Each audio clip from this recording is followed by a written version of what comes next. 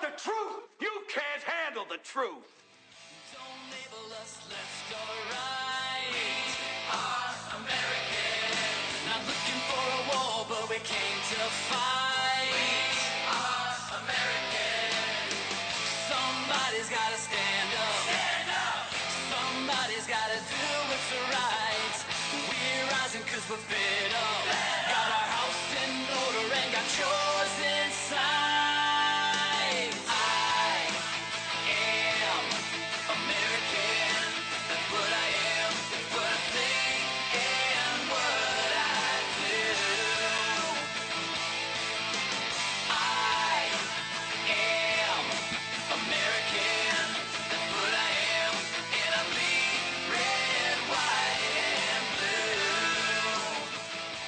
Well, good morning, everyone. Welcome to the Super Dave Show. It is, November 4th. It is Election Day in many places, and this is going to be an interesting election.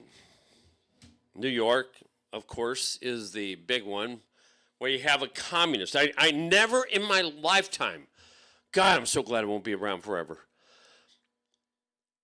And there's a good chance he'll get elected. Now, just so you know, Trump didn't endorse Sliwa, and there's a reason why, because Sliwa has very little. He didn't have much money, and he just didn't have much. And Cuomo and Trump said it, and he's right. Cuomo would be better than the communists, Mamdani.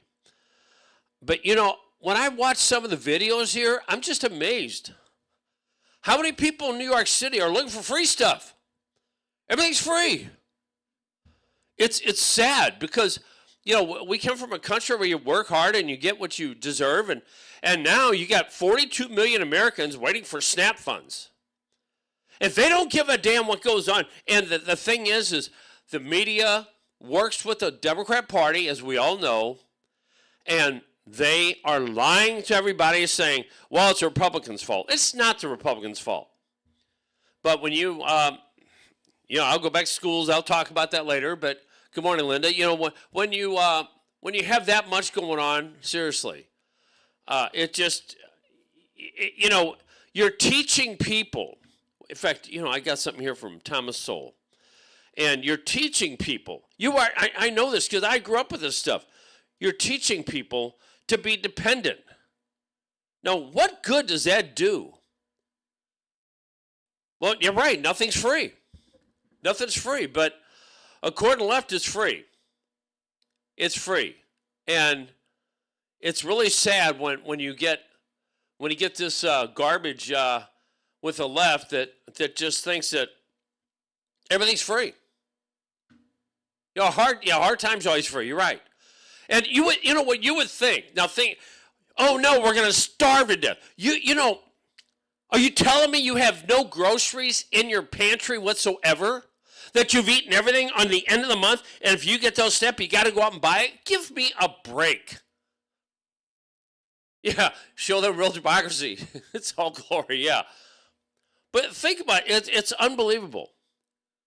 But, I think about it. This is what I've been thinking about so much lately. Okay, you got the SNAP money. You got so many people out there. Good morning, Sue. Good morning, Jim. Dog. Everybody. You've got so many people out there waiting for somebody to take care of them. By the way, with no appreciation whatsoever. No, none at all. Because, you should do it because we need it. That's how it is. I'm telling you what, this is at home for me. I understand this because I grew up with this crap. It's worse now than ever. But they deserve it because of the fact that they were born. And they were born poor or whatever their excuse is, or black or whatever. They got some reason. And there's people living on this 30 years. I look at one of them. I'm not going to show it, but woman's doing it 30 years. Oh, yeah, I saw that too. We'll get to that. But that's exactly what the communist is doing. He's saying, well, we're going to have grocery stores in New York City that's run by the government. Never, ever, ever, ever, ever has that worked. But you got some young dumbass who has no experience at life at all. Why is it that people vote for idiots that have no experience in anything? They're not successful. Well, Pat, I'm glad to see you're here. Why is it? We've taught people, and this Thomas Sowell thing, well, I'll show you here. We've taught people that the best way is just to let everybody else pay your way. By the way, you're not helping these people. For the left out there, well, we got to do this for... No, you got to teach them to take care of themselves. Yes, there are a very small percentage of people who have issues. I get it. I think the churches used to take care of them, but now it's different. They go to church and the church give them the crap. I know because I was with my mom. My mom would take us in and we were 3 pawns and, and we'd be there and just look and, look at my children. They're starving and they give her money or food or whatever. Follow the money. You're right. You're right, Charlie. And this is what happens. But listen what Tom Sowell says, because Thomas Sowell is right. He's absolutely right. And it's about teaching. It really is. It's about teaching people to be dependent. He's like, you're not helping them. So here you go. System and other kinds of governmental programs are doing is paying people to fail. Insofar as they fail, they receive the money. Insofar as they succeed, even to a moderate extent, the money is taken away. This is even extended into the school systems, where they will give money to schools with low scores. Insofar as the school improves its education, the money is taken away, so that you are subsidizing people to fail in their own private lives and become more dependent upon the handouts. What the welfare... You hear that? That's what you do.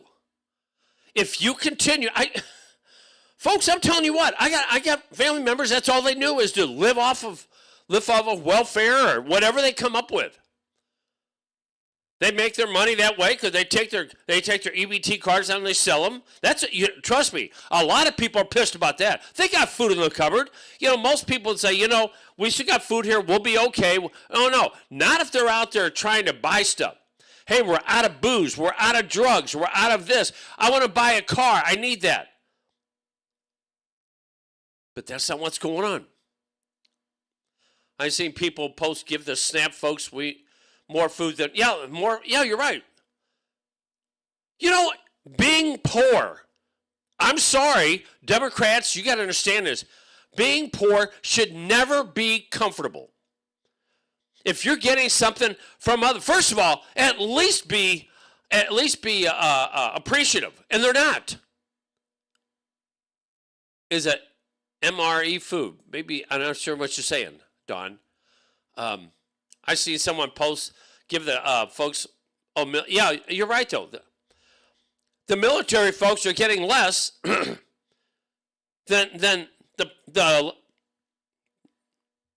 the SNAP people. I call food stamps because that's what I grew up with. SNAP is just another cool way. It's food stamps, baby. That's what it is. It's not really stamps anymore. And it really was stamps. When I was a kid, I used to go to a store across the street and I'd use food stamps to buy food. Military food. Oh, okay. No, that's okay, Don. But that's where we are. And it's too much. If we have more people like these two women in business would ban transfer. Yeah, we'll talk about that quickly. I want to get back to the other because there's so much involved in it. But in Los Angeles, black woman, she's a rapper. She's in there and she's in the bathroom and some white clown who claims he's a woman walks in there and she's like, no, you can't do this. So what happens? Gold's Gym, that's who it was. They kick her out and say, well, we can't do that. Bullshit. When I hear you can't, yes, you can. Yes, you can. And I would suggest everybody, if this does work, ladies and gentlemen, when they pull this crap, if you're there, forget it. You want something, you work for it. You're right.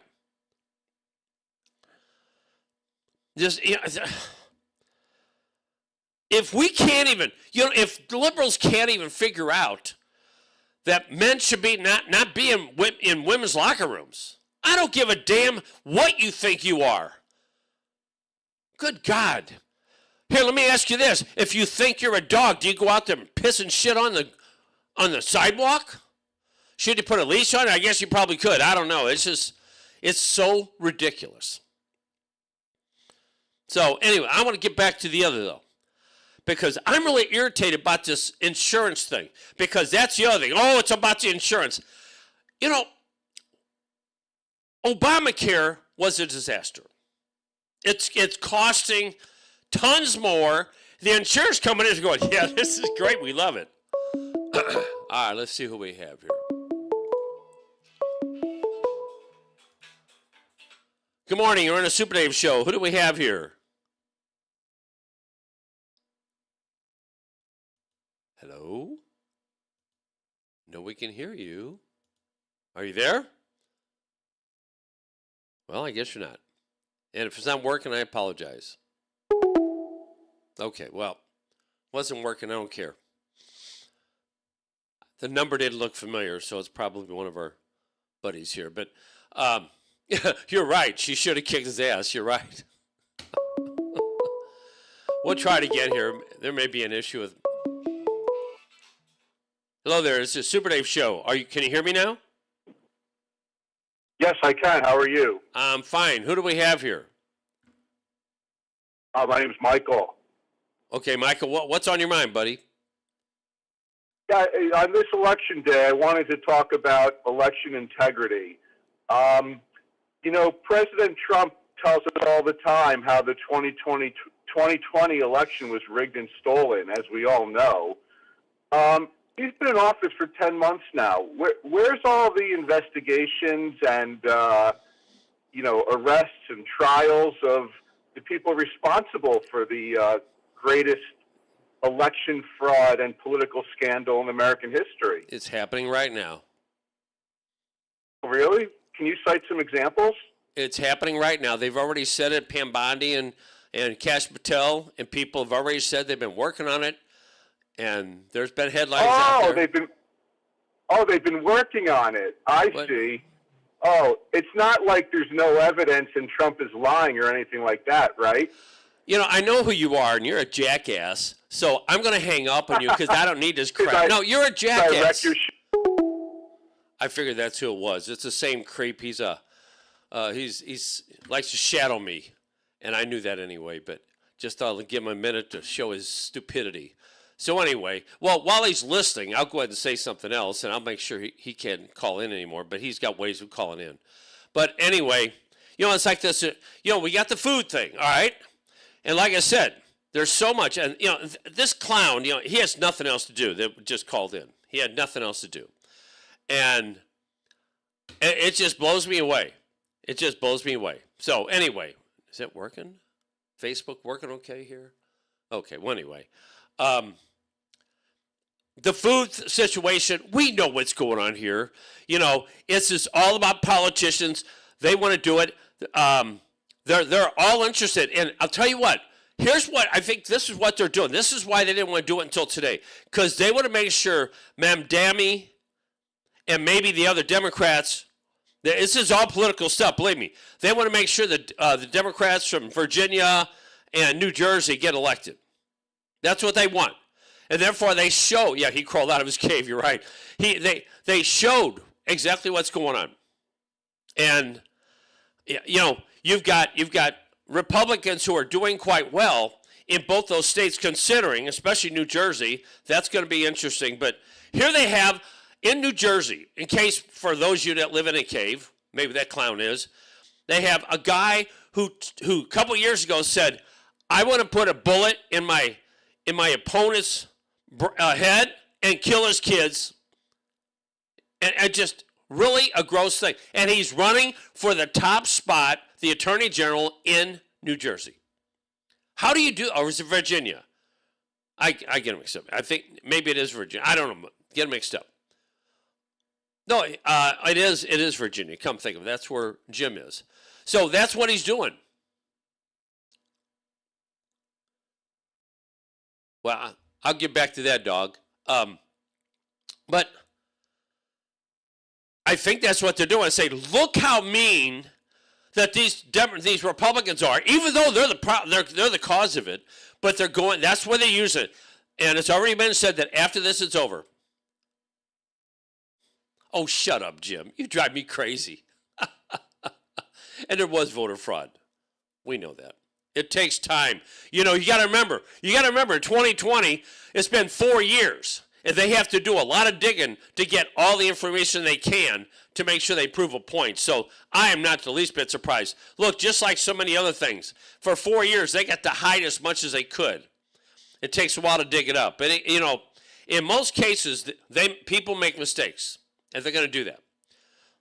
So anyway, that's what they're looking for. So they're hoping. So anyway, back to Virginia. You got this guy, Jay Jones, who is talking about putting bullets in his opponent's head.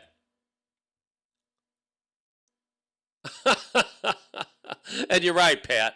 You know, he not ruin my show. You know, and it's like, I'm not, you know, if you have somebody that at least wants to debate honestly and more important, intelligently, that's one thing.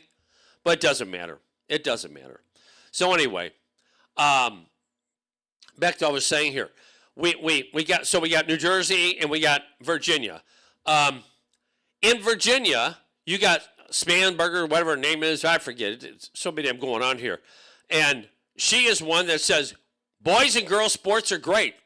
She's a huge liberal, and you have she's white. Remember, you got to remember remember the liberal voters. In fact, it was Obama last time when Kamala was running. You got to vote for a black woman. You got to vote for a black woman. Well, he didn't say it this time. He was there going for her yesterday, and he said, no, you got to vote for her, the white gal. See, so white liberals are full of crap. They know that the black people are their slaves. They know that. And that's what they're doing. So make no mistake about it. That's what's going on. So probably the next day or two, we're going to go ahead and do this, and that's what they're going to do. But they want to bring it up. Look, I know what they're doing. And, you know, it's just part of politics, and that's it. Because honestly, it sucks. You know, I told you I got a friend in Missouri, great guy, but he talks about Constitution, and I'm a constitutional guy. They don't think I am, but I am. But there is something here that a lot of people don't understand. There's something called politics. The left does not care about the Constitution, but they're smart to say they do. And all they have to do is say the right doesn't care about the Constitution. They're so full of crap. But they say it. That's where that's where they get their people there. Because people, we got to worry about the Constitution. All of a sudden they care about the Constitution, which they never cared about before. So you've got, okay, we got that. And I want to get to the insurance thing because this is one that drives me crazy. Okay, we had Obamacare. They passed that, no Republican votes and all that stuff. They passed it, and it's a disaster all the way. It helps a few people. When back then I was married, we had $320 a month is what we paid for our insurance. After Obamacare, remember you could keep your plan over $900. And I've heard other people a lot worse than we had it. So we dropped it. We decided we'll take the risk. The people sitting on their lazy asses who don't want to work and expecting us to take care of them, they want insurance. Now, first of all, why are we making insurance companies rich? And here's another thing. I'm telling you, I know this. When you live in these areas and you're expecting freebie stuff, you can have a sniffle. And you run to the doctor and you get your drugs, you get everything you want because you're not paying for it. I remember when I did go a little while without insurance, I went into, for something, I don't know what the hell it was, went into the doctor with my brother who had free insurance. He had Medicaid. It cost me, the guy who's helped paying for his Medicaid, it was going to cost me over $200, and he walks in and out free. You don't tell me, you don't think that didn't hit me hard? This really sucks. And no, I wasn't running to government and say, please help me. No, it's not my job to take Jim's money, even your Jim money, Jim, Pat, Dog, Linda, everybody. It's not my job to take your money. Dawn, forgot her. It's not my place to take your money. What gives me the right to your money? I don't know. I really don't know. But for some reason, we have taught people that the rich people can pay for it. You know, and as much as I've heard people say, well, they pay a higher percentage, but they get it from us. Well, thank you. Thank you, John. I appreciate that. You know, so, you know, let's come up with a different idea. Let's say we have where if you have to go to the hospital, you say, now you got to watch out for this stuff too, but like everything else, but you go there and you say, I can't afford it, okay? And you go there and they pay for it. But it's got to be something that you're not just going to sniffle. Come on. You know, and people won't go there as much because you make sure you fill out all kinds of stuff, whatever. Don't make it easy. Make it hard. You know, you go in there and say, what's wrong with you with this? What do you make? Every time you go there, find out what they're making, do everything. Make it difficult. It should never be easy. And then okay, the taxpayers pay for it. Not that I love that idea, but why are we paying insurance companies? We're paying insurance companies. They're making tons of money. They keep overcharging. They charge us. I mean, I was talking to somebody yesterday. Everything's going up. It's going up because when you got 42 million people out there that are stealing from us, it's going to cost us more. It's math. Math was my subject. If you have assets and debits, you got so much money, you take it from Linda and the rest of these people watching here, and you give it to somebody that sits on their ass, watches soap operas all day. I'm telling you, that's what they do. I know some people have been watching soap operas for 40 years. They found every way in the world not to work. It's really crazy. It just is. I don't understand why we haven't figured this out, and we have to get this as Republicans go. We really do have to be careful. We have to be careful when we vote for people to make sure that they're actually going to do what we want instead of what they say they're going to do, and then they don't do it. See, that's what happens. Too many people listen to politicians, and they go, that's exactly what I want. They've been here for 4 years or 6 years or 10 years. They haven't done it yet. But they always come back and they go, we're almost there. Let me go back one more time. We're almost there. And people go, okay, we'll do it. And they do it all the time. It's unbelievable, but that's what we do. So, I'm going to show you something here. SNAP payments in America. Make sure I get everything going here. Okay, here we do. Okay, here we go right here. Approximately $8.3 billion on SNAP every single month.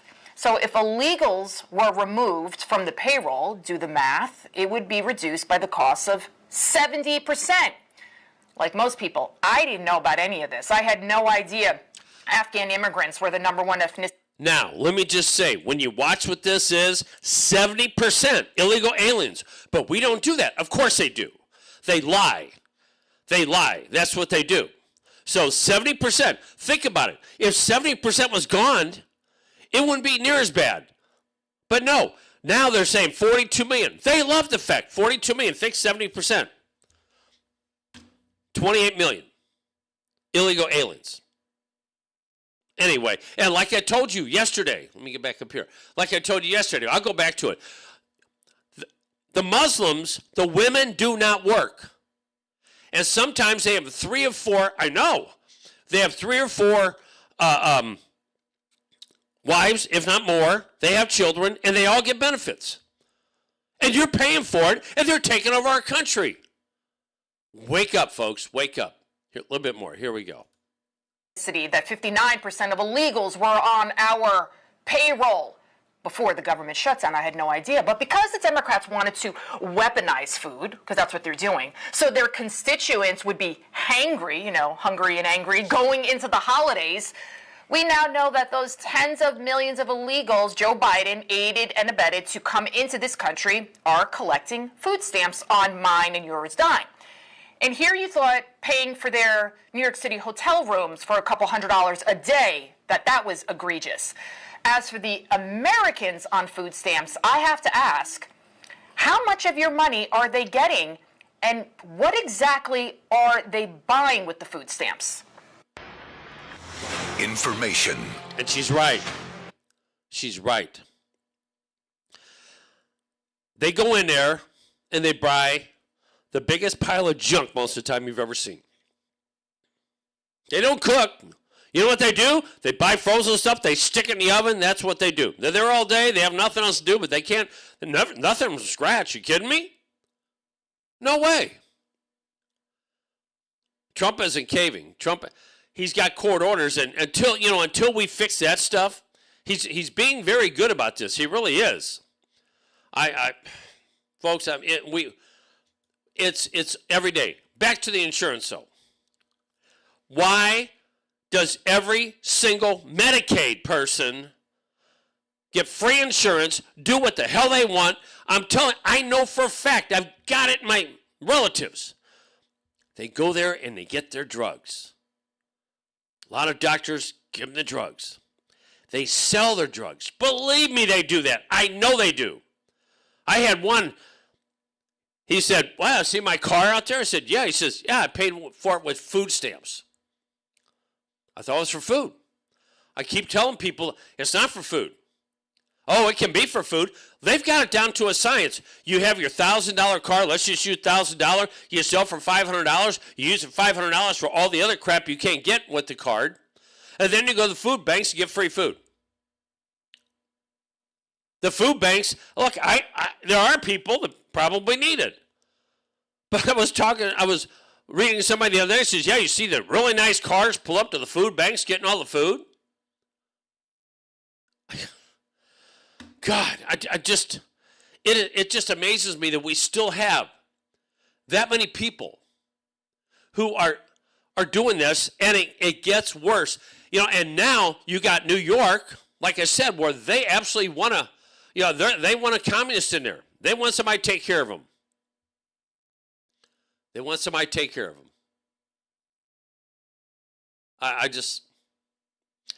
don't know. Like I said, I know. Anyway, you ever see this guy? He's pretty good. Let him do a little bit here, and a little bit of common sense, really, because a lot of this is common sense. I'm sure you've seen him. Dave Wright Stuff. I think is that his name? Dave Wright Stuff is what he goes by. So let's watch this here. Democrats want to hold gun manufacturers liable, but not vaccine manufacturers. If our military put the same focus it spends on Israel's border on our own southern border, illegal immigration would be over in a day. California is now proposing 0 interest and 0 down for illegal immigrants buying a home. What's even the point of being an American citizen anymore? It's funny how if you have a nose ring, we all know who you're voting for. So liberals didn't mind showing a vaccine card in order to buy food, but asking them to show an ID in order to vote is too much? Got it. So a mother can abort her baby if she doesn't want the responsibility, but a father will go to prison if he doesn't want the responsibility. Interesting. So Walter Masterson is a gay liberal who hates black people. If healthcare still isn't affordable, what did the Affordable Care Act do? There you go. Could high housing prices have something to do with letting in millions of new immigrants each year to compete for the same supply of houses? Probably not, right? If I steal less than $1,000 worth of stuff in San Francisco, police won't even investigate it. But if I forget to turn my left blinker on, I'll get a massive ticket. Got it. Just wanted to wish the LGBTQ plus community a happy Pride Month. Enjoy, but don't forget to thank a straight person for your existence. So a kid can't pretend to be an Indian on Halloween, but a grown man can pretend to be a woman every day? Okay. So I can't assume your gender, but you can assume I'm racist? If women can be paid less for doing the exact same work, why wouldn't every company just hire women? Why do Democrats want to hold gun manufacturers liable, but not vaccine manufacturers? Okay, I'm done with that. So much in there that's right.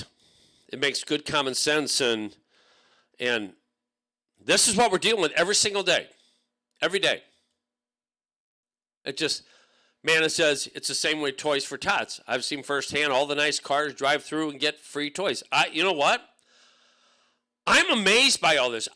When I see free stuff, seriously, I know it's costing someone else.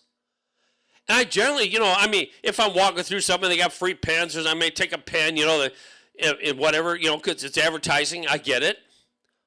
But for me, when I was growing up, the idea of taking something that someone, I just couldn't do it. But I was unusual in my family. There's no doubt about that. So many of them learned because that's where I came from. I came from a ghetto attitude, and that's the ghetto attitude. It just is. But we have a ghetto attitude, and now the ghetto attitude is New York City. I don't know what to think. Probably one of the greatest cities ever is going to turn into I don't know what it's going to turn into. It's they're going to lose businesses left and right. They're going to raise taxes, and people stupidly actually think that they're going to get jobs. Well, they don't want jobs. They want free stuff. This is the weirdest thing I've ever seen in my life, and for, was it 24 years ago, 9/11 in New York City, we all remember what happened. There's 2 buildings missing. Yeah, shithole. That's about what it's going to be without the W. They destroyed the Twin Towers along with other people. And by the way, Dick Cheney died today or yesterday or something like that, just so you know. And I believe he was in on it.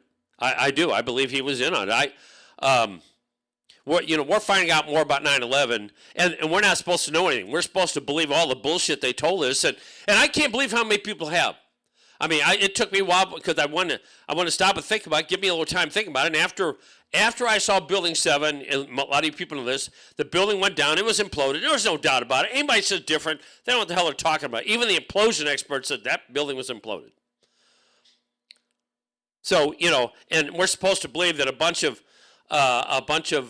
Muslim terrorists did this on their own. No, I think they had something to do with it, but I think they also were the patsies, just like Lee Harvey Oswald and others.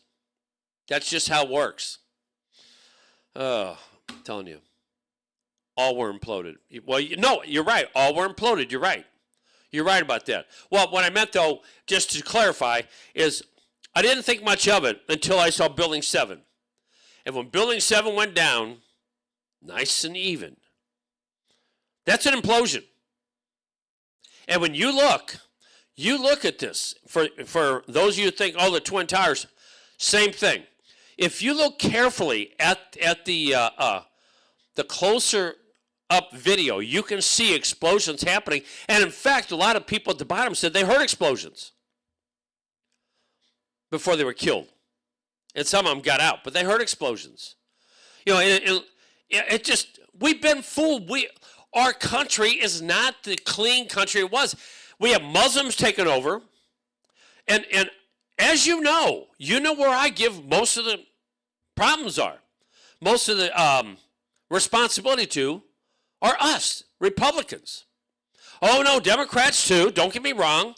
But we don't stand strong. We let the liberals teach our children to be socialist and other genders, and they don't know history. I mean, according to history in the schools today, white people are the most massively horrible people in the world because black people were the slaves of white people. Don't talk about the Irish who were slaves first. Don't talk about the fact that black people in these other countries in Africa sold those people. We don't talk about it. We only talk about what we want you to know. It's an agenda all the way. You know, I've talked about doctors, and I saw this, and I always say, I do not believe for 1 second that we should listen to every little thing our doctor says. It's an opinion, and they are in a practice. And how many times you've been a doctor and they give you medicine? Well, that's not work. Give you something else. You got to pay for everything, of course. But I was reading this where the doctors told her the glow in her bones was healthy energy. By the time she could no longer walk, her jawbone was crumbling in her hands. This is back when x-rays were there. Radiation was okay. The doctors told her the glow in her bones was healthy energy. By the time she could no longer walk, her jawbone was crumbling in her hands. The photograph, this photograph here, let me show it. Well, I'm not going to show showing it. It's showing a well-dressed woman reclining in a medical chair, 2 doctors in pristine white coats standing over a massive x-ray machine the size of a car engine, hovers inches from her throat, aimed directly at her thyroid. She looks calm. The doctors look confident. The room looks sterile and professional. No one was wearing protection. Not the patient, not the doctor, not even the lead apron in sight. Not a lead apron in sight. Because in the 60s, radiation wasn't feared, it was celebrated. Remember, that was the latest in medical technology. Everybody's got to do it. I want to go there and see what it looks like. I mean, think about it. It's pretty cool. You're sitting there going, wow, I can see the bones. Interesting. So anyway, this wasn't English. This was the height of modern medicine. X-rays were miraculous. They let doctors see inside the human body without cutting it open. They were fast, efficient, and everyone believed pretty safe. Perfectly safe. So safe that department stores installed x-ray machines to measure children's. I remember that. Children's feet for shoes. Mothers would bring their kids there weekly, watching their tiny foot bones glow in the screen while salesmen found the perfect fit. Think about it. Good morning, Joe. Do anybody remember that? I remember I had a little x-ray there, and it said, oh, you put your foot in there. I don't know if I did or not. I don't remember. I was never there with, I never went to a department store with my mom or dad or anything like that because they never did anything like that. I went there. We were lied to. The evidence, yeah. We're back to that. I'll get back to that in a second. Anyway, so doctors, remember, and I always talk about this, remember when doctors made money? I mean, they made a little more money than others, but they lived amongst us. Doctors today live in very expensive houses generally, little mansions, stuff like that. They're doing, not all, most of them. That was it. And dogs going back to 9/11. We will. And you know what? I'll go and bring that up too. I'll go back to it. What the hell? I don't think people know that, dog. Do you know that after the buildings came down, okay, if you have an airplane that goes down, they find a place and they piece it back together to find out what happened. When 9/11 happened, they shipped everything off to China. No investigation, nothing. Let's take this crap, and they got rid of it quickly, sent to China. Well, what's wrong with that? No investigation. Because they didn't want you to know that there were certain things planted in the buildings, whatever it was, that caused those things to go down. Now, you may say, oh, that's bull. You know, open your mind up. I think most of the people watch this show do. Open your mind up. And the one other thing I want to add to it, and then I'll go to something else. The Pentagon. The Pentagon. A plane was supposedly flown in there by somebody who was horrible at flying little planes. He's flying his big plane there and supposedly hits the building. I want you to think about it. Hits a building and everything disintegrated, including the bodies and even the black boxes. Yes. Everything was gone. A woman in there, I remember, said she heard, uh-oh, Oh, there it is. Okay. She heard an explosion. There's no way in God's green earth a plane hit that building. Nothing's there. Notice something. The wings were bigger than the area, and they went right into the building. And they go, well, yeah, but that's because the wings would do whatever. They would have caused some damage. They didn't cause any damage. But when you looked at the wings that went in the World Trade Center buildings, you see the outline of it. I'm telling you, I to this day, I'm not sure what the hell happened that day. But I guarantee it wasn't what we were told. So, yeah, and you're right. Thank you very much. They knew who did it right away. It's Osama bin Laden. Yeah, that's who did it. Yeah, it's him. Anytime, this is the one thing I learned about anything that happens like this. When they know who did it right away, Lee Harvey Oswald, Muslims, terrorist Muslims. I'm not saying they aren't terrorist Muslims. Of course they are. Well, no plane. I think it was a cruise missile. I don't know. Everybody should know it was an inside job, and I think the Bushes were behind it. I'm sure Cheney was. Yeah, no engines, no black box, no luggage, nothing was there. Everything just disintegrated. And I've actually had people look at me and say, well, that's going to happen when you hit. Bullshit! Oh, but you know what they did find? A passport or driver's license. They found something like that. And it was of one of the illegals.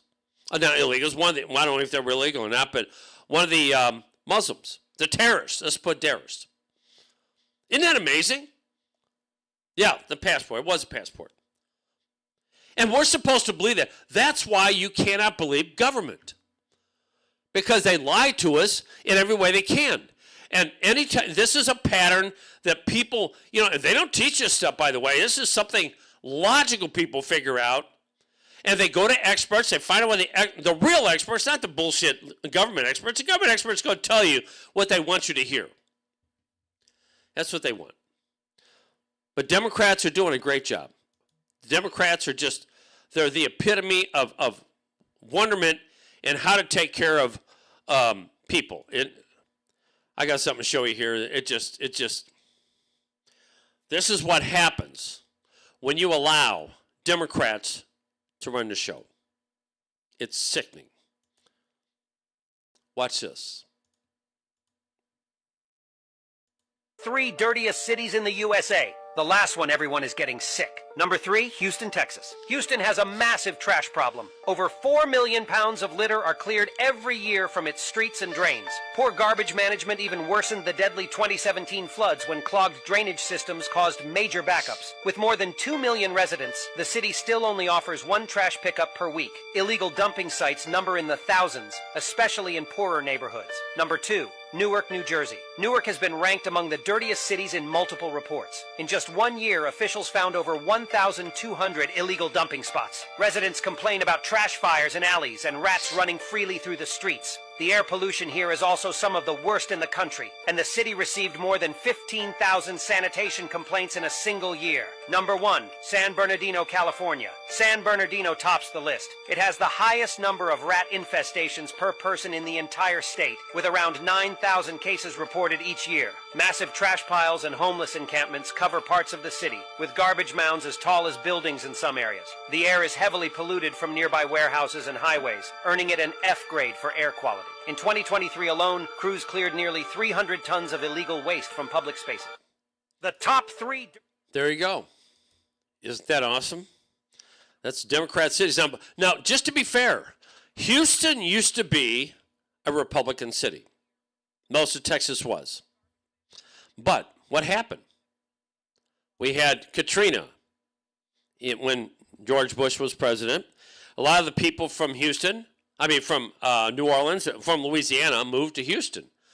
And it's now a Democrat city. Amazing, isn't it? Yeah, because the left pocket's all that trash. You're right.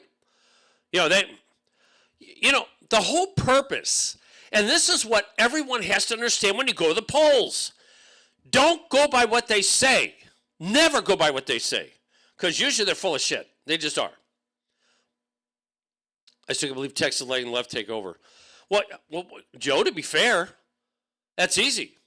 In the last 4 years, when Biden was president, or whatever he was doing, they let all the illegals in. They go through Texas. That's what they do. There's so many places down in Texas that they got overrun, and it's now it's full of Mexicans. So here you got Houston. One was a great city, but when you have Democrats take over, because it's a Democrat mayor now, when that does, look at every single big city in the United States now. I'm embarrassed that Houston looks like that. I'm embarrassed. You know, when I go through the city of St. Louis, when I go there sometimes, I'm embarrassed to be there. How in the world can people in charge allow that? Some of you people know who L.A. Davis is. In St. Louis City, they had a tornado. And it in North St. Louis is where a lot of poor black people are. The city did nothing for them. They wouldn't even supply them a trash can. So they went to an area where they could at least live in tents and stuff like that. And L.A. Davis, he was taking money out of his own pocket. He retired, and he's supplying the trash can after asking the city to do it. The city did nothing. By the way, the city had, 250 million, whatever, a lot of money that they got. I forgot how much it was, because the NFL, they sued the NFL, and they took the money. They're going to do what they want with it. You paid for it, and then you got city people there say, well, they did nothing to help those people. So Elliot Davis is going out of his way to help those people. Not the city. They don't do anything. They don't pick up when you go through these cities, almost every city is a garbage dump now. Even in some of the nicer areas. Because other people go there, they throw the garbage, and that's what they do. They haven't been taught a word I've been talking about for years. It's called respect. Respect is not a normal word anymore. We don't respect anybody anymore. We just don't. It just, I don't know. You know what we're worried about? Stupid things like this. Remember this song?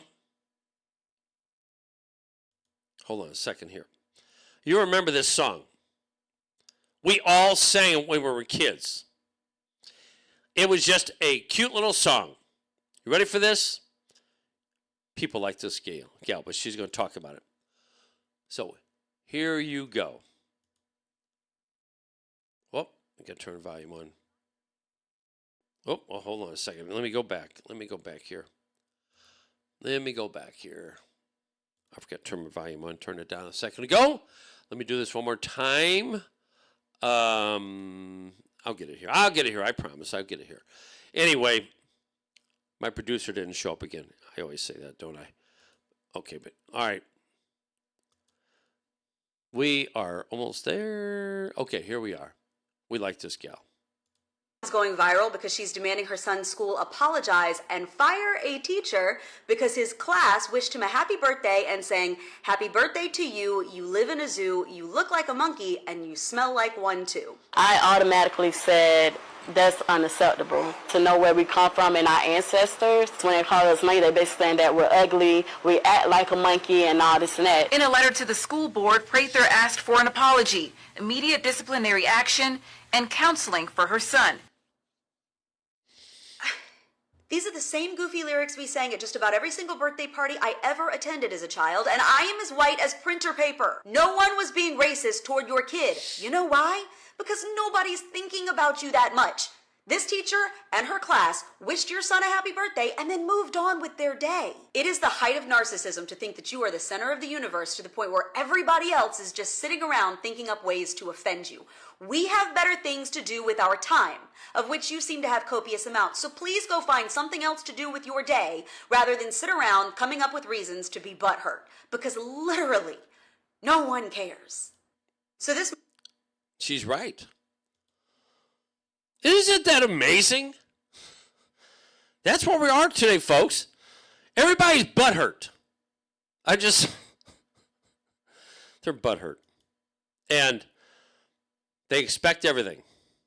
You know, the black population, I'm telling you right now, the rich liberals, the women are the worst right now. The rich liberals are the ones causing the problems here. Let me take you back a little bit. You remember when this black football player stabbed the white football player? Remember that? And everybody felt sorry for the black football player who killed the other one. So they opened up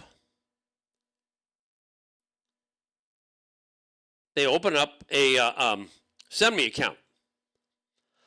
And they got over $500,000 for this criminal, for this murderer.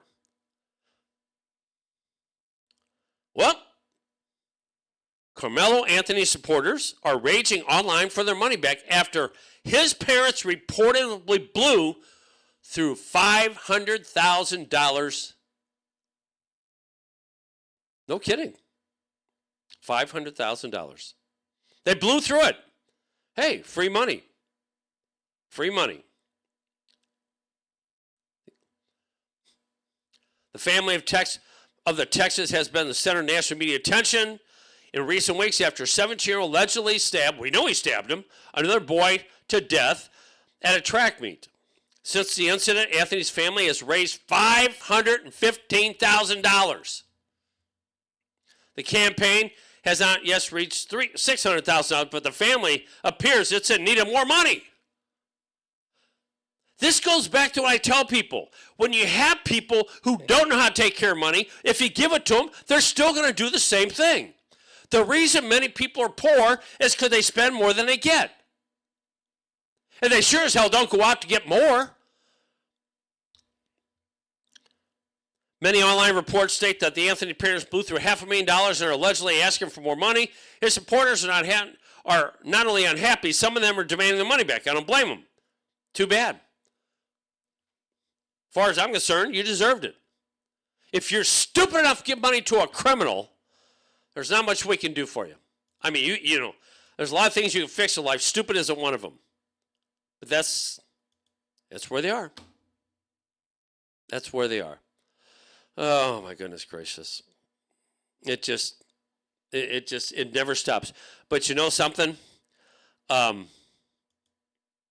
was watching Bill Maher a little bit. He's got a couple clips here. And it's amazing how he's changed. There's a little bit of thick language in here because he's talking to Mike Rappaport. And you'll listen to what he says. It's really interesting because you'll find out that, Bill Maher is he's not becoming conservative, but he's showing you the difference between a real liberal and what a liberals used to be and what they are today. So, let's see. Peak woke period. It was one of the things that was so obnoxious about it was that people would be forced to apologize half the time for bullshit. You know, like Halloween costume level bullshit. And then the apology itself, It was not good enough. was attacked. Right. The apology's not good enough. Never good enough. No. Did he mean when he said, I sincerely apologize? Was he sincere when he said, I'm sincerely apologizing? It was so Soviet. You know, like, you had to literally, like, do what they did in the Soviet Union. I would like to thank my accusers for pointing out what a piece of shit I am. I will do better and you just want to, like, for the people who wonder, you know, why did you turn on the left? I didn't turn on the left. They became something, part of them became something gross, and I just commented on it like I comment on everything. I just didn't ignore it like these other people do. I didn't change how I felt about the right and the horrible things they were doing, but I just, that kind of like moralistic, smug, It's fucking ridiculous. petty bullshit. It makes me sick. The bitches and snitches Yeah. culture, the people who hate the bullying so much but wind up being the biggest bullies. Yeah. There's something viscerally about that. Yeah. That's almost more aggravating Yes. than the stuff that I know intellectually is more dangerous on the right. Yes. But this kind of stuff, it just makes you want to... Yeah. They need to start sticking motherfuckers back in the lockers. They got to start doing that. It's such mean girl. It's terrible. It's just To judge the apology, to analyze the apology isn't good enough. You can't breathe, and it's so bad. It's so fucking bad, and I mean, I think apologizing, changing, growth, all that shit is good. Yeah, it should be commended. In the peak woke period, and there's more to this. I'll get to it in a second here. Let me do this. I'll get to it in a second here. I got to set it up. But this is where we are, folks. Now, in the next segment, Michael Rappaport is talking about the danger his wife has had to deal with and what it's like. I mean, it's really not very good, because when you think about it, the what goes on in these cities, and by the way, well, yeah, they won't do that. I'd love to talk to Mar. I would, because I think he's still so biased. But you know what? I'm looking at the good side of it. Every day, he's become less biased. Oh, he still says it. He's still got to cover his ass, I guess, to some extent. But that's all it is. So, anyway, I want you to hear this now. This is in regards to Michael Rappaport's wife. Like I said, it could be a little thick with language, but just deal with it. We're adults here, and if you got kids and you don't want to hear it, oh well. Oh, now he's a liberal too, but see, even the liberals, the liberals of what we had 20 years ago is totally different than the liberals of today. They're leftist communist, and Mar doesn't want to be a communist. So anyway, here you go. One more here. People to feel safe in New York City. I want my wife to feel safe. My wife is a tough broad. She doesn't feel safe in Midtown Manhattan during the day. Really? Yeah. And my wife, really, she's like, you're like going out for lunch. I'm not saying she's like fucking shaking in her boots, but my wife in the last 2-3 years has been groped in Times Square, has had a fucking shoe thrown at her, has been called the N-word, and got proposed to on the train by a homeless person, all between 11 a.m. and 3 p.m. And when my wife got touched in the middle of the day coming out of a play, I'm not happy with that. And it was by like a homeless person. Like, I don't care that you're homeless. Don't touch my fucking wife. You know what I mean? And it bothered me so deeply that this happened to her, and that she's got to. I got to stop there just for a second with something he just said. He's a liberal, right? I don't care that you're homeless.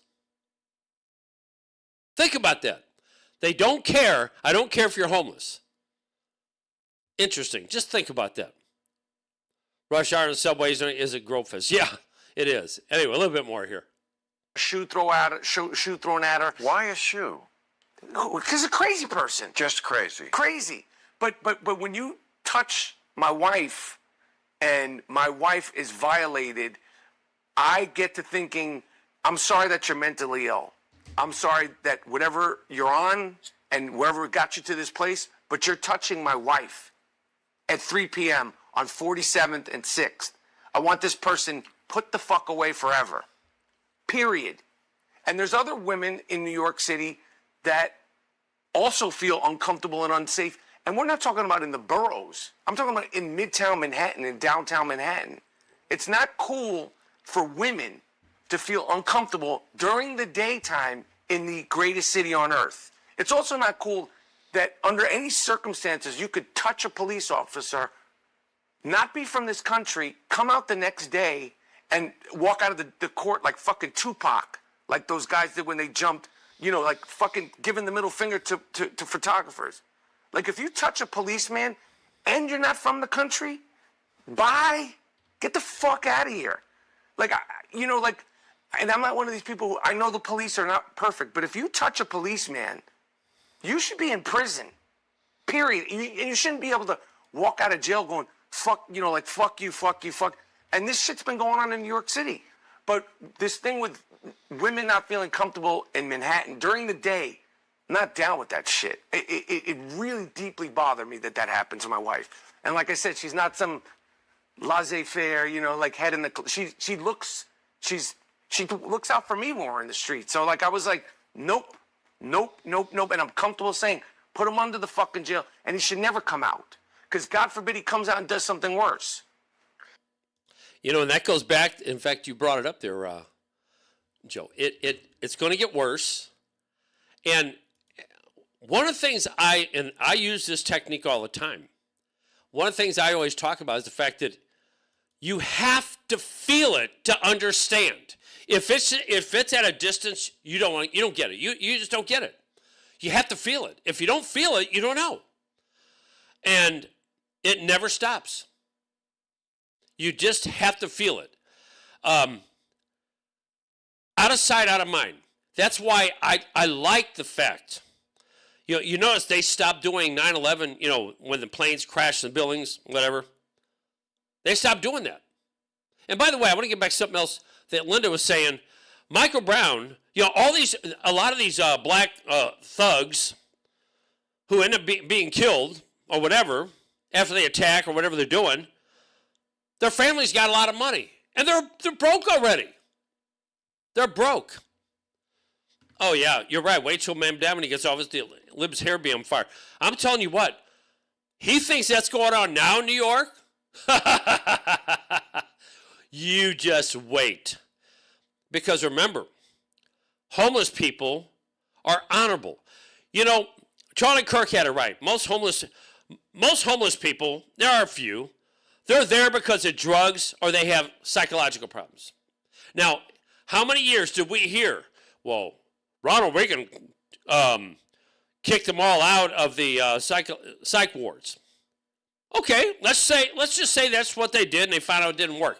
Sometimes do things it doesn't work. So let's say it didn't work. Let me see, after that we had 8 years of Obama, 8 years of Clinton. Let me say 8 years of Clinton, then Obama, and then whoever Biden was doing Biden's.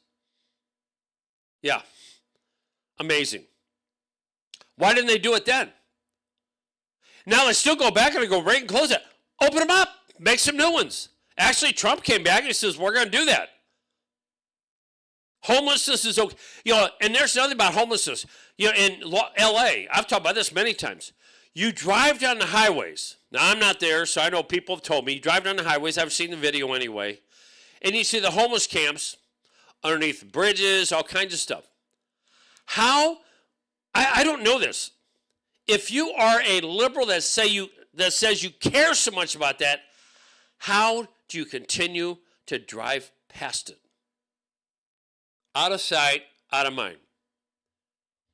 But when it's time to say something, what do? It's too much, folks. Anyway, I got to take a break here. Unbelievable. We have to do something different. So anyway, first one is about me.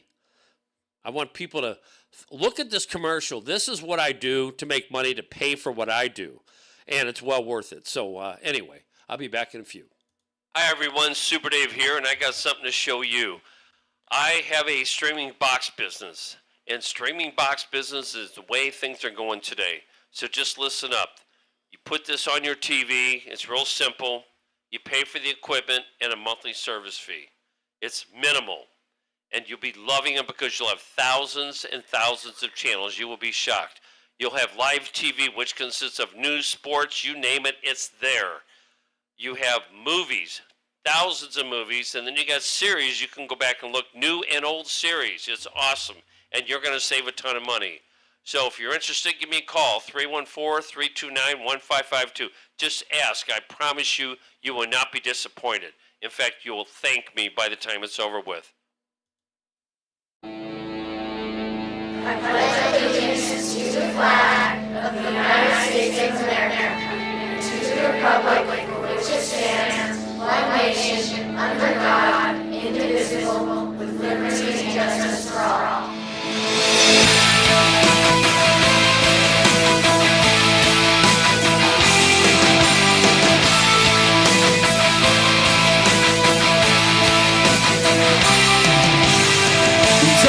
label us left or right. American. Not looking for a war, but we came to fight. American. Somebody's gotta stand up. Stand up. Somebody's gotta do what's right. We're rising cause we're fed up. Got our house in order and got yours in sight. I am American. That's what I am. That's what I think and what I do. I am American. That's what I am. And I bleed red, white, and blue. And I bleed red, white, and blue. It's not about party, it's about what's right. American. Taking back our country, come and join the fight. American. Somebody's gotta stand up. Stand up. Somebody's gotta do what's right. We're rising cause we're fed up. Got our house in order and got yours in sight. I am American. That's what I am. That's what I think and what I do. I am American. That's what I am. And I bleed red, white, and blue. And I bleed red, white, and blue.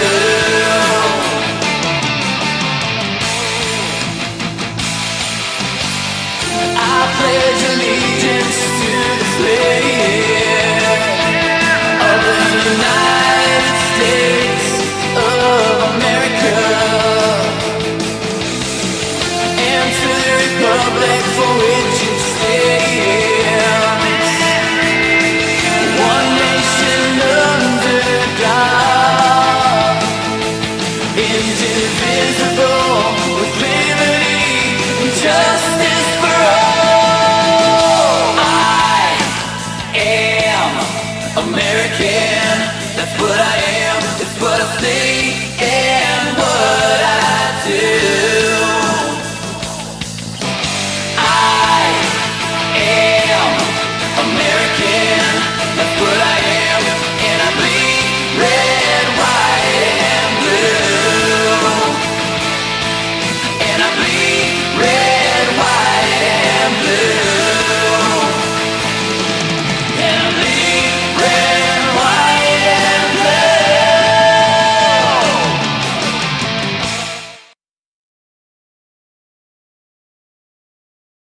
God knows the national news media isn't going to tell you.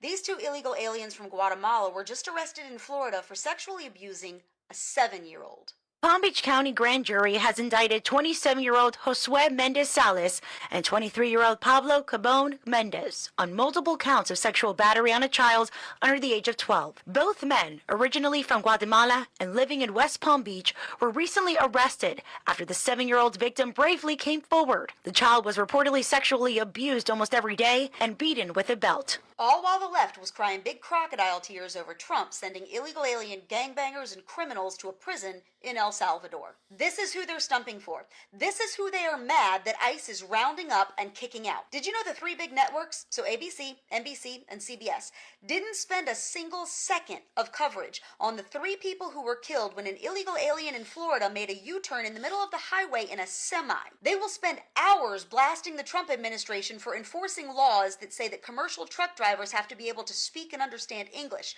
because that's just common sense. But they won't say a word when 3 Americans are killed because California ignored those laws and gave this guy a driver's license to operate an 18-wheeler. Get this through your brain, because it could not be any more clear. The left and the media who carry water for them care far more about illegal alien gangbangers, criminals, and child rapists than they do about you. In case you hadn't heard, And she's right. She is right. They only care about themselves. They care about the illegals. Talk about El Salvador. That's where the Maryland dad, wasn't he supposed to be deported? Supposed to be deported. Yep. But I'm going to show you a little bit about El Salvador. The prisons. These are the same people that they got rid of and sent here. Now you get to see what they're like. This is actually what a prison should be like. This is going to freak you out, really. Here you go. Every inmate here has tattoos and fierce eyes, which suggests they were very arrogant when they were outside. But no matter how rampant they were before, once they arrive here, they all turn into obedient little lambs. These criminals have no privacy or opportunities for visits, and there are as many as 4,000 armed guards monitoring them, with 24-hour surveillance that covers every corner. The prison also has an almost perverse daily routine.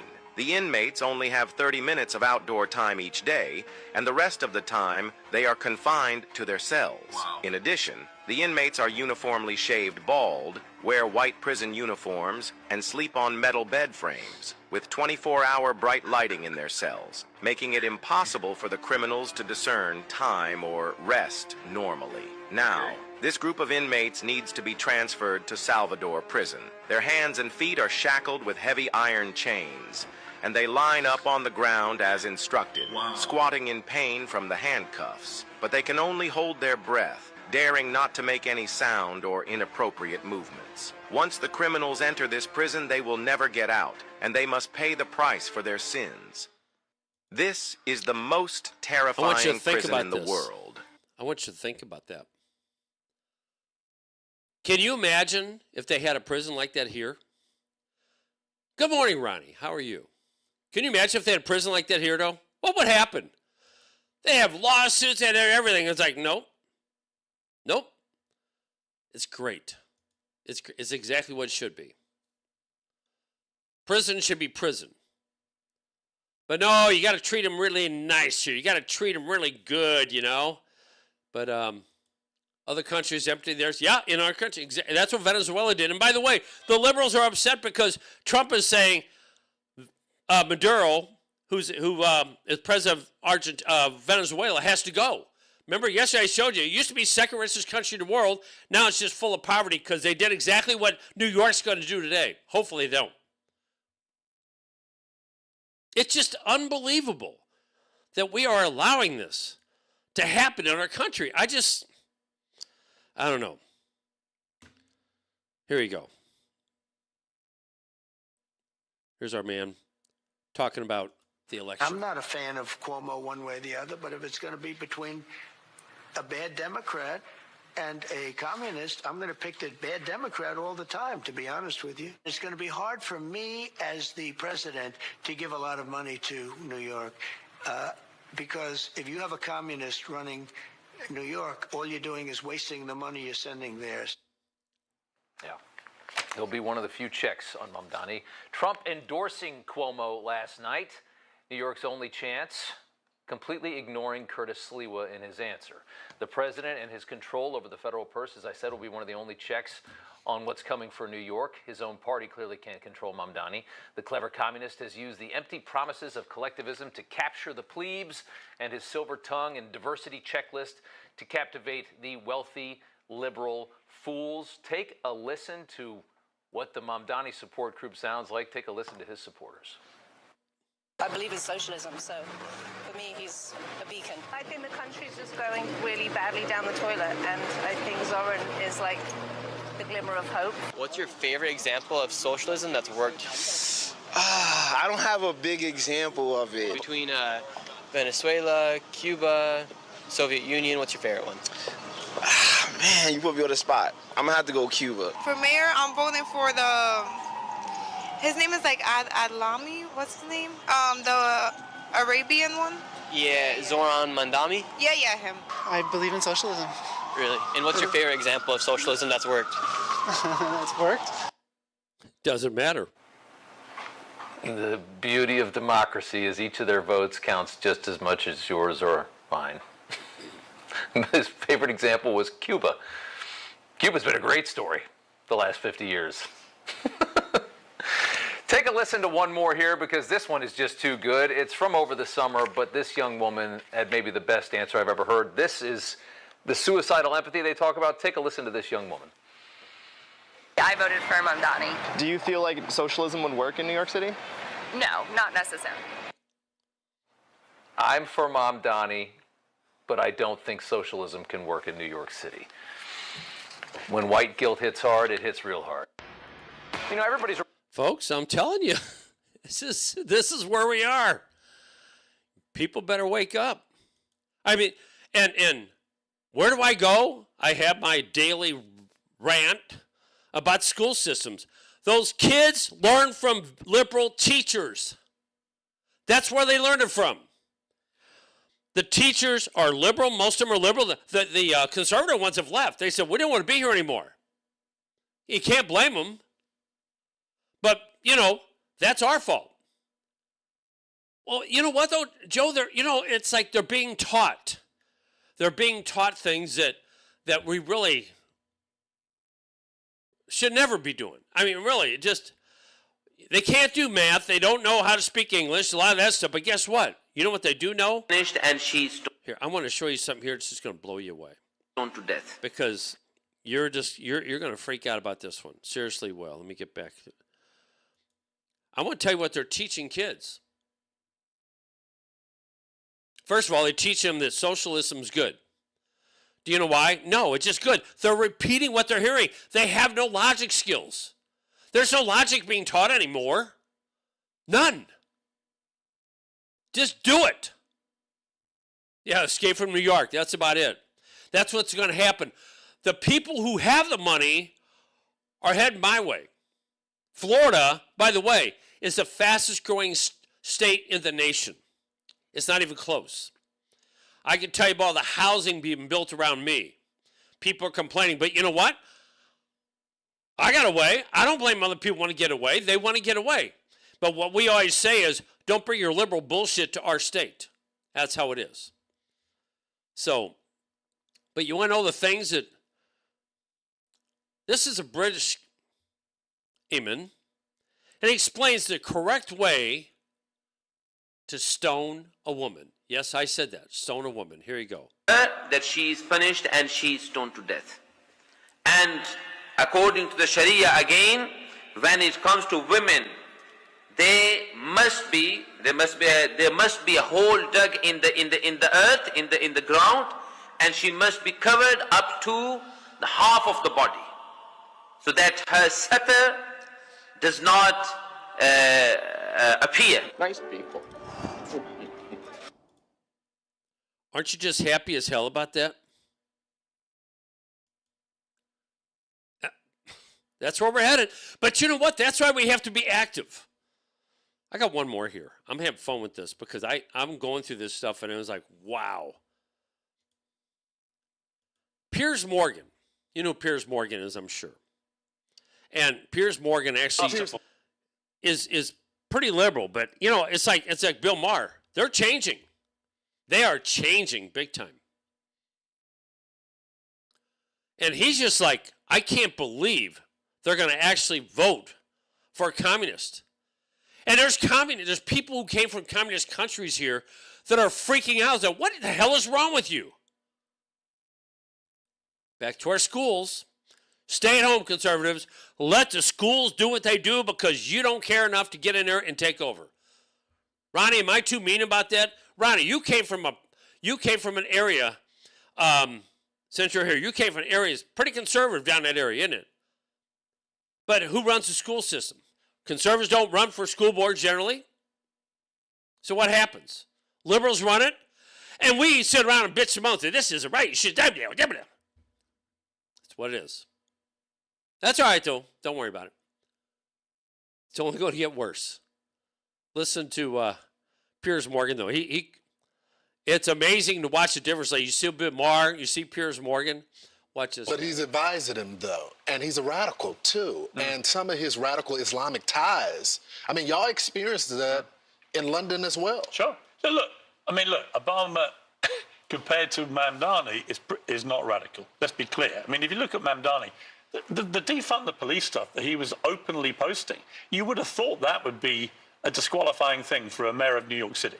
You would just think if you call the NYPD a bunch of racists who have to be defunded, in other words, just stopped, you would think that person could never become the mayor. He's trying to pretend that he is, you know, a nice little sheep. He's not. He's a wolf in sheep's clothing. He's a proper socialist who's going to whack people in New York, and the day of reckoning will come when he actually has to pay for all this stuff. And, you know, there is nowhere in the world where you can point to where actual socialism over any sustained period has worked. There you go. Think about it. Unbelievable. That's where we are. We're out because it gets worse. It gets worse all the time. It's just amazing. Unbelievable. But that's what we're doing. I shake my head every day because we're letting this happen.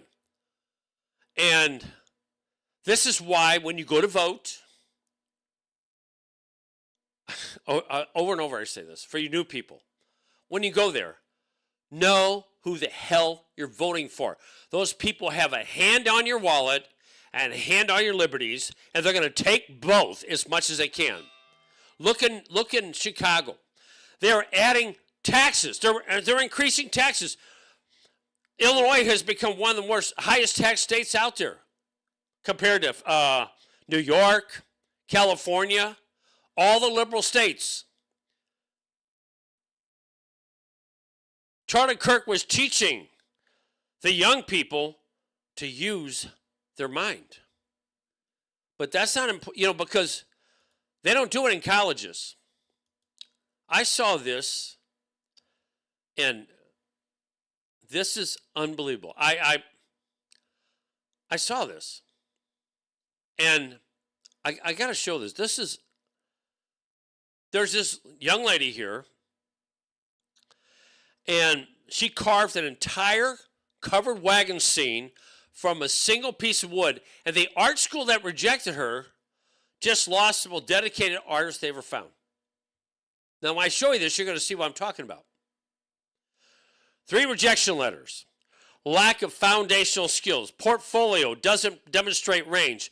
Meanwhile, she spent 8 months in our garage with chainsaws, chisels, teaching herself from YouTube videos and wood carving groups on To-Do app. To-Do. No fancy art classes, no private. Hey, I learned what I learned on my own. You don't need to sit your ass in a class to learn things. In fact, a lot of people are starting to think twice about college. So I want you to see this. This is from a piece of wood. Unbelievable. Ready for this? Look at this. A piece of wood. If you could see that. A piece of wood that she carved. And she wasn't good enough to make it? You've got to be kidding. That is remarkable. No fancy art classes. She's 18.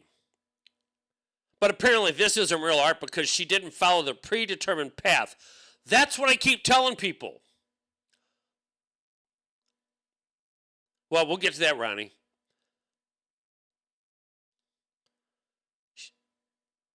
This is talent all the way. Well, we don't have it. I know. Amazing. I saw that. It's like, wow. The detail in that is just unbelievable.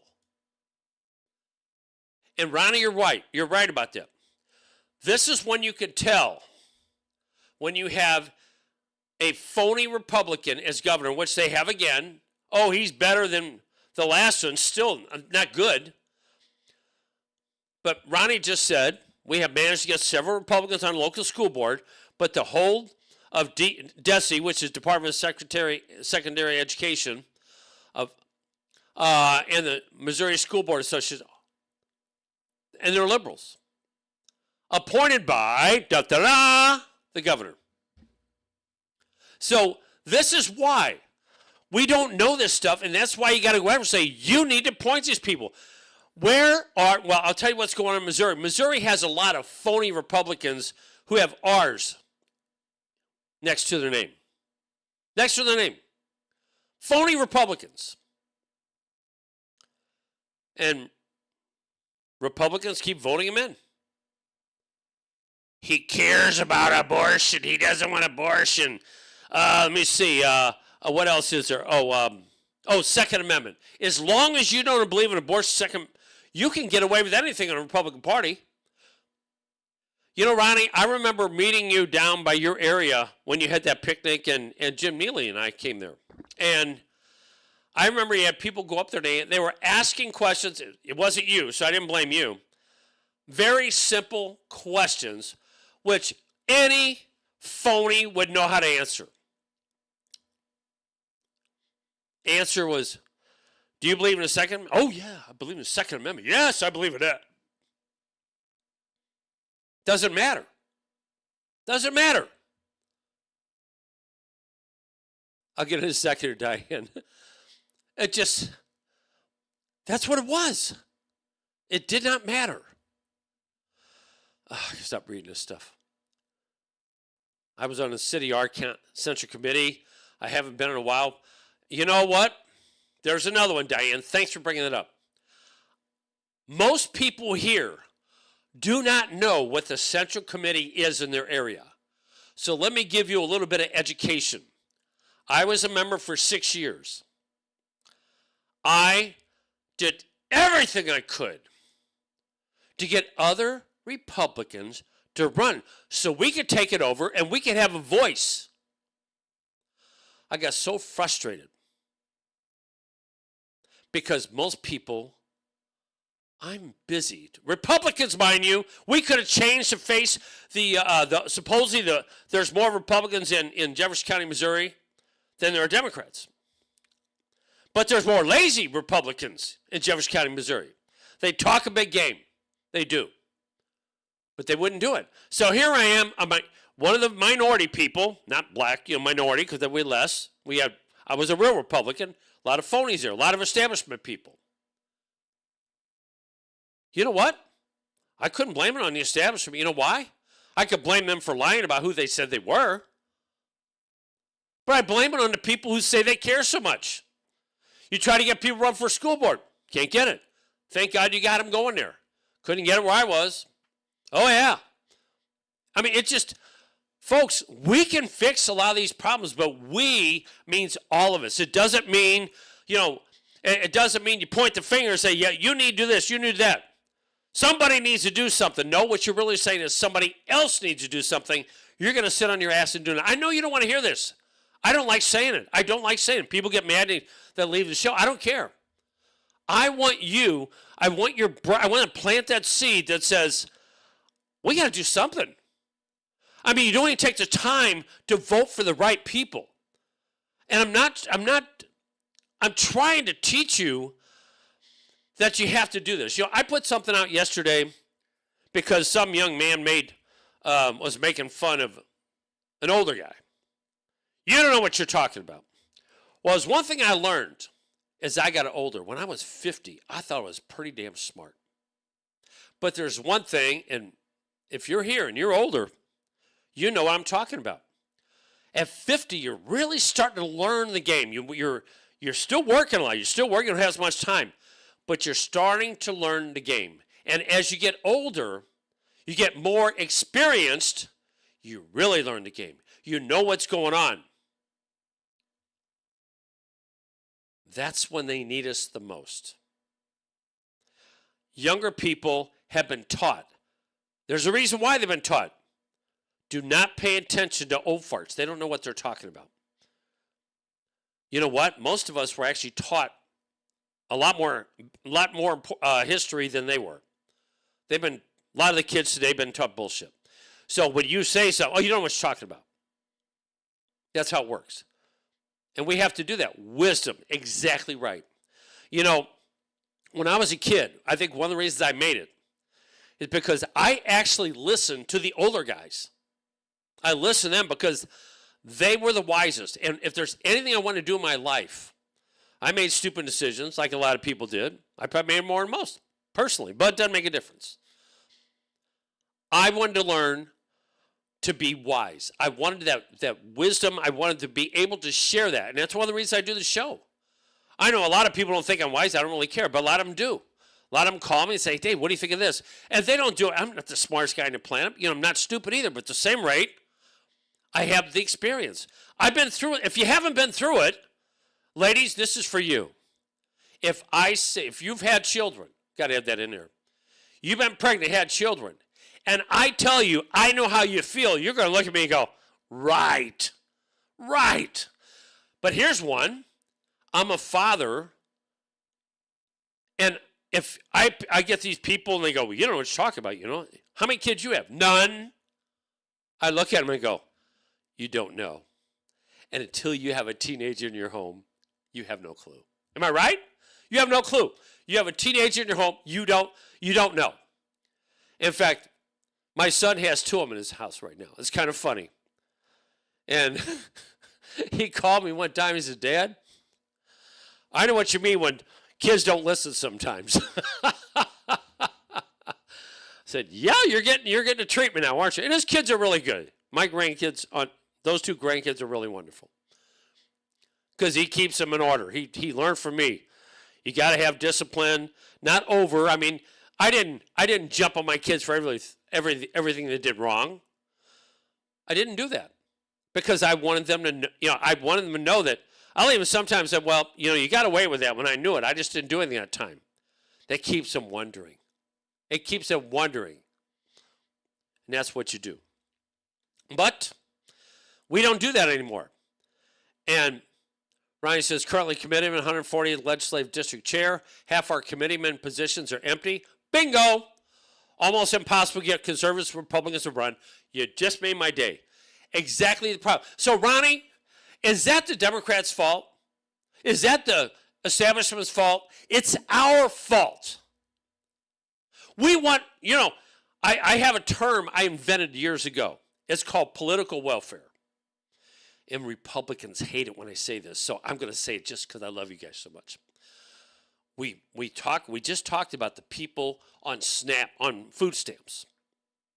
They need to be more responsible. They need to be more responsible. They need to do this. They need to do that. Because they're getting what we're paying for. Welcome to politics. I've spent many years doing what I do.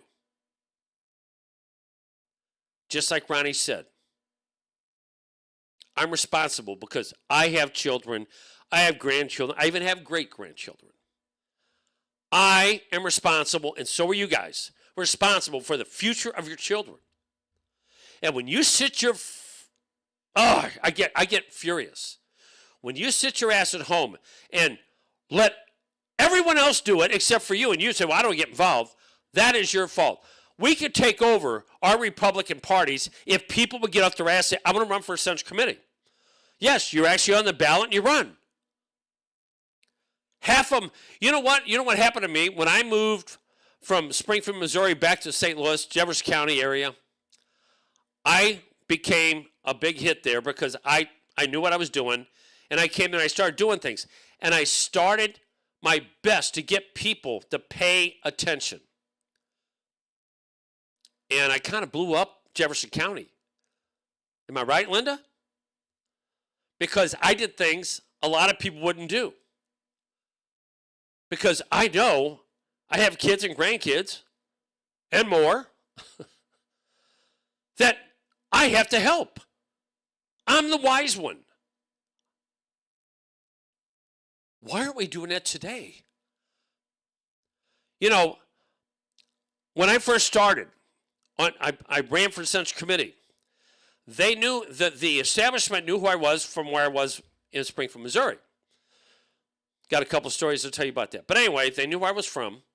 I was originally from St. Louis. I moved back, and so they knew that. So here I am. They want to stop me.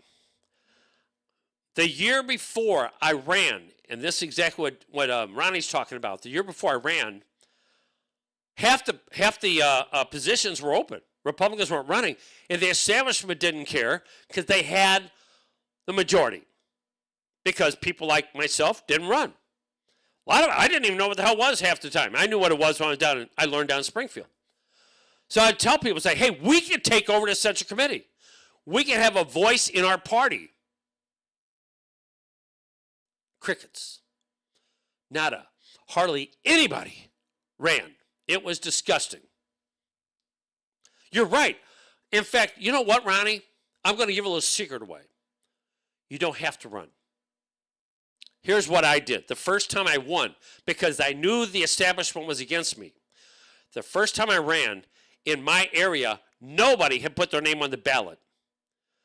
On a certain day at 5 o'clock, filing was over. So at 4:45, long before anybody could get there, because some of my enemies were in that office in the county clerk's office. They couldn't get anybody there quick enough.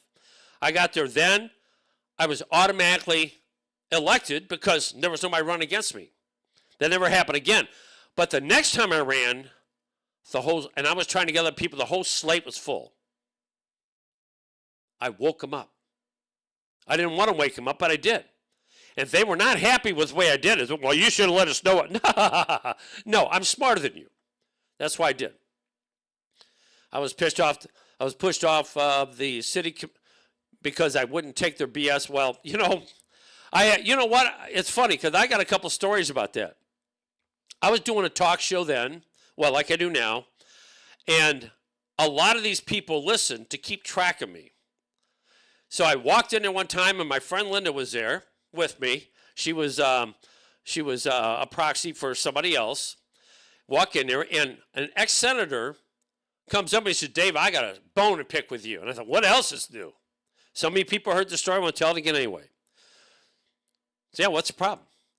Well, somebody was listening to your show the other day, and we don't like what you called us. I kind of smiled and said, what did I call you? You call us the A word. I knew what that was. You mean assholes? I said, yeah. I said, well, that's easy. It's because you people are assholes. Wow. I went in there, just like you did, Diane. I went in there with the thought of resigning. I thought, I'm not going to sit with these jackass people for a year, 2 years, and do this. But the ex-senator made a fatal mistake with me, and Linda was laughing about it because she knew what I was going to do. He said, you need to resign. Well, my intentions when I walked in that place was to resign until he said that.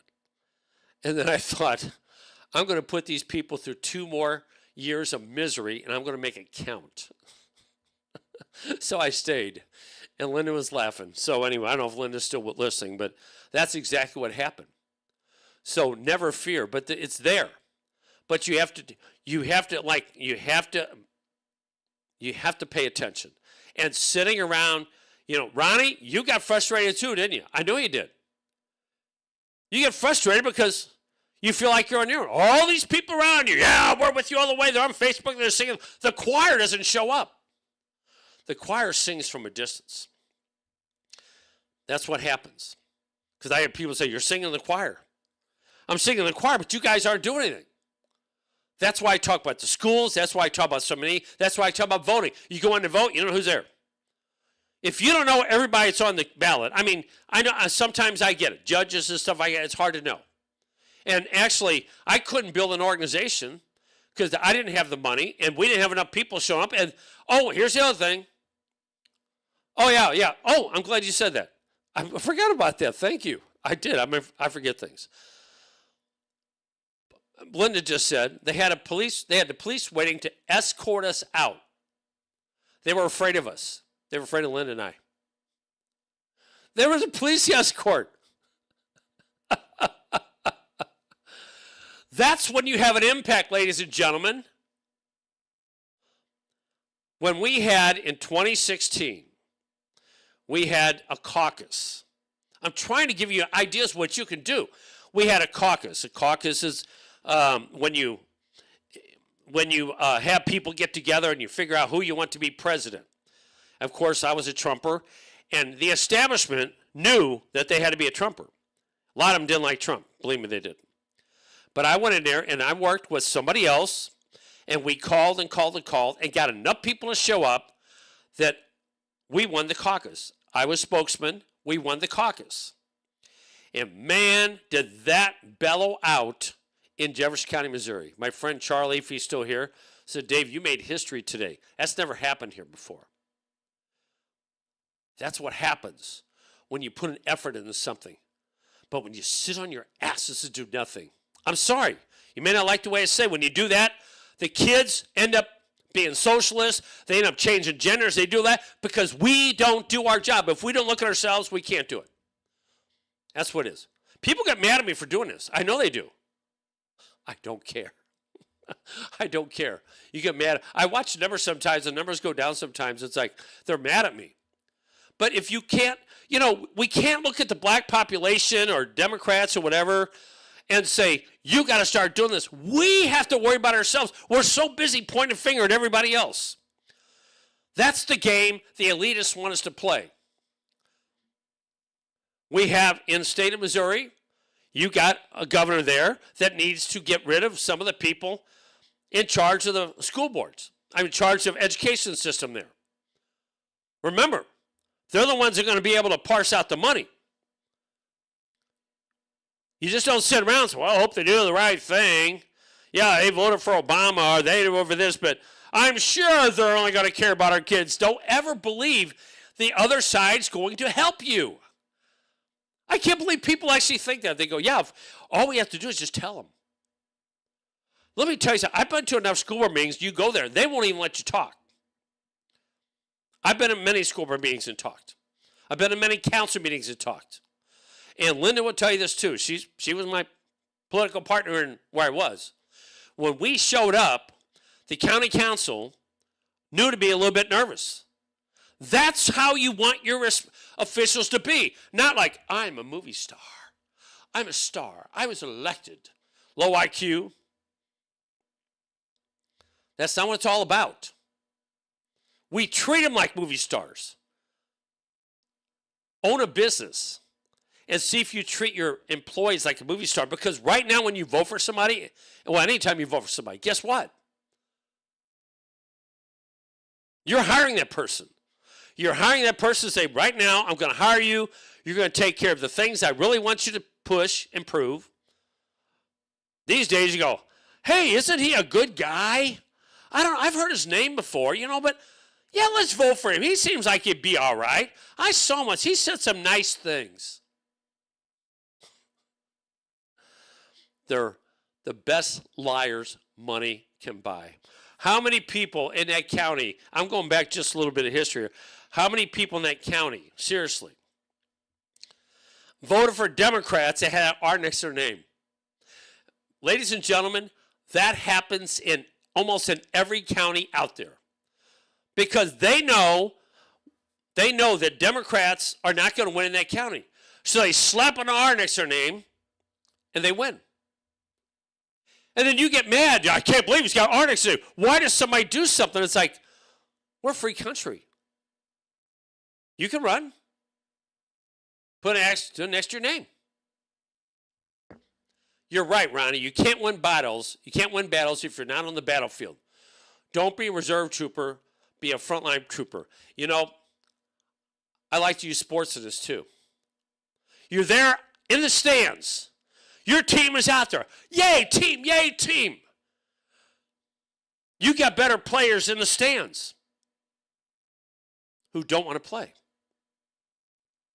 You lose every time. You can't do that. You got to be a participant. And it's actually, once you get involved, it's worth it. But what happens to people like myself, we just get frustrated after a while. You're on your own. Folks, you're on your own. That's the way it is. And it really sucks.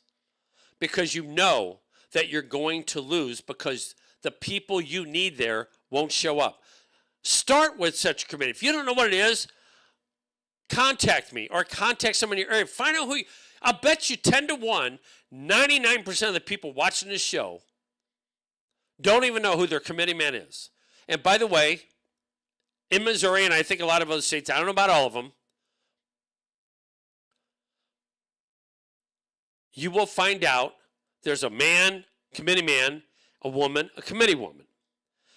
You put your name on the ballot, like I said, whatever. Be smart. If there's nobody on your ballot, don't put anything down there. Don't do it. Do it together. As Republicans, we don't do that. We separate. We don't show up. That's why I do my show. You know, I could do these stories all day long, and I do it because it actually makes the things I say mean a lot. But it doesn't mean anything if you're not doing anything. It just doesn't. I don't know. You know, there's a guy that's in charge right now. He didn't want to do it at one time. He didn't. His name is Donald Trump. Listen to what Donald Trump said back in the 80s. By the way, he did this on my birthday, September 2nd, 1987. Listen to what Trump has to say. Let me get this right here. Bothers me so much that when we give this kind of money to the wealthiest countries in the world, and yet for our own people, the homeless, the sick, the poor, the farmers who are really going through hell right now, those people we're not helping. And why should we? I think it's ridiculous. And this country shouldn't be raising taxes. We ought to be lowering taxes. We should have a surplus, not a deficit. Because the kind of money that I'm talking about, and you can call them, as the gentleman before said, you can call it a tax, you can call it whatever you want to call it. But those countries should be paying us major billions of dollars, and you won't have any deficits whatsoever, and then we'll be able to help the poor and the sick and the homeless and the farmers and everybody else. Well, I think, just to answer your first part, I believe it's very important that you have free trade. But we don't have free trade right now, because if you want to go to Japan or if you want to go to Saudi Arabia or various other countries, it's virtually impossible for an American to do business in those countries. Virtually impossible. And I have many friends, they go over to Japan. They can't open up anything. They need approvals. They need this, that. In the meantime, Japan comes over to this country. They're buying up Wall Street. They're buying up all of Manhattan's real estate. They're buying, which is fine as far as I'm concerned, because they're paying premium prices that put people like myself in a very good position if I ever want to sell something. So the fact is that you don't have free trade. We think of it as free trade, but you right now don't have free trade. We don't give anything to our farmers. Our farmers are dying. There's no question about it. Farms that were in for generations and families, they're being taken away. The homeless are all over the streets of the major cities, the sick and the problems, and yet we'll give billions of dollars in defending countries that have 5 times more money than we can ever hope to have. It's ridiculous. I'm not talking about taxing. I think that people should make a contribution, and a major contribution, other countries, to this country for what we're doing to keep their freedom and to keep them free and to allow them to be free. And would you rather have that, or would you rather see this country to go totally bust in another couple of years, because this country cannot afford to defend Japan and every other country in the world? It just cannot afford it. It wouldn't be a tax. It would be more a payment in kind, like for landing space at airports, right? It would be, you could call it anything you want. Yeah. To be perfectly honest, I don't care what it's called, but I think that Japan and all of these other countries should certainly pay. They can well afford to pay. I think it's almost to that point now, isn't it? There's a book out, Don, that says that already exists, that Japan is, in a sense, wielding the rope with us. I believe it already is true to a large extent, and there's no reason for it to be. If we had the right people, if we had the right people with the right instincts and business ability, there'd be no way that that could happen. And that's why I hate to see what I see. By the way, I like the Japanese very much. I do tremendous amounts of business with them. They do very well as far as I'm concerned. A man just bought a $21 million apartment in one of the buildings I own. A what? A $21 million. He bought 7 apartments, a Japanese man. Wonderful man. He bought 7 apartments, put them together. He's building a $21 million apartment. That's without the cost of construction, by the way. Plenty of money. I like them very much, but they laugh at us. They're laughing at this country and the way the country is being managed. And they should be laughing. Donald, they should be laughing. In a $3 million apartment, if you got apartment 3B, and 3A is hanging a picture, you wouldn't hear that in 3B, would you? Well, hopefully not in the kind of buildings I live in. Okay, now it's just... Well, folks, that's the guy. Sounds like he is today, doesn't he? Sounds just like today.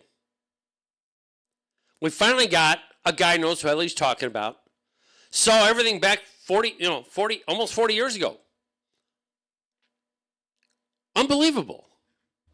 That's what we have there now. By the way, he was a Democrat back then. He was a Democrat. But he is changing things. He doesn't care what the left says. Right now, he's in the process of doing something that needs to be done. The liberals hate this, by the way. Now that he's in his second term, Trump is endeavoring to invest upwards of $100 million in the restoration of coal plants across the county, reverse damaging Biden-era priorities. Trump's Department of Energy has announced plans to restore coal-powered energy plants to bolster the national grid. They wouldn't let us do it. Oh, no, we're going to have a bunch of windmills, solars. That's going to do everything. It doesn't even do 10% of it. Nuclear. Nuclear is probably the best way to go. According to the announcement, the effort is meant to support practical, high-impact projects that improve efficiency, plant lifetimes, and performance of coal and natural gas. We don't want to use that. Which, this is something people, they're so stupid, I can't believe this. You can have solar all you want, and in daytime, it'll run a decent amount. Guess what happens at nighttime? The battery, you have to have batteries. The batteries wouldn't last 30 minutes, they say. So you have to have other stuff, but they don't talk about that. Well, we'll figure it out eventually. It's unbelievable.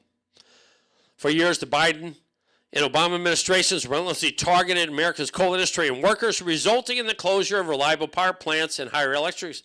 Remember when the coal miners lost their jobs and they said, learn to program or whatever, learn to whatever it was. Learn to program. Learn to do it. Learn to code. That's what. Learn to code. Not everybody's built for that, by the way.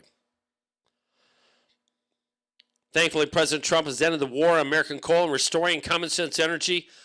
And by the way, people are getting freaked out about Argentina. You have to have people.